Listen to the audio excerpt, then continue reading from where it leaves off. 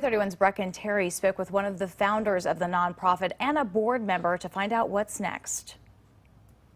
I'm here in front of Room in the Inn Shoals Intake Center, and while they can't use this area to house people overnight, they have come up with a rough emergency plan.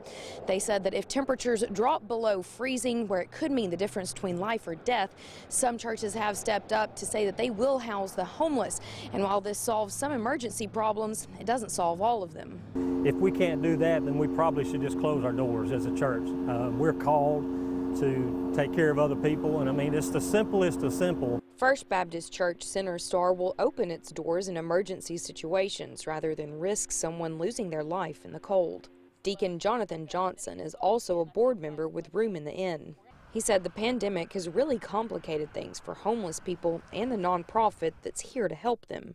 Even at our church, we've had a few weeks where we've had to shut down due to the number of cases that we were exposed to in our congregation. So not being able to predict the future and knowing exactly what each week's going to look like, or even a day to day. I mean, it seems like we get a plan one day and come in the next and it's moved on us. So they tried to plan with the city of Florence and asked if people could stay at the intake center overnight with volunteers.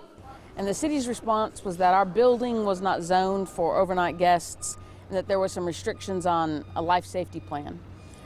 We understand those, but we really were just requesting an emergency because of COVID. The nonprofit then sent this letter to the city asking for clarification on a safety plan. We haven't really gotten a lot of response. We're still really unsure of what that would require. And of course, you know, freezing temperatures are almost here. Along with a pandemic and no clear answers on how to safely help a vulnerable population. There's not a way to quarantine yourself when you're homeless, and so their fears and anxieties are pretty high too, and we just try to see them as people, and especially vulnerable people in something like this. A handful of churches have joined to help out in the emergency plans, but even those plans can change on a daily basis. In Florence, Breken, Way 31 News. Way 31 reached out to the city of Florence to ask why it hasn't responded to the nonprofit's request. In a statement, the mayor says, quote, "After recently discovering the Room in the Inn letter had been sent to me via a previously used email address, I've had the chance to review its contents and agree that resolution and swift action are required to effectively address the overwhelming needs of our homeless population.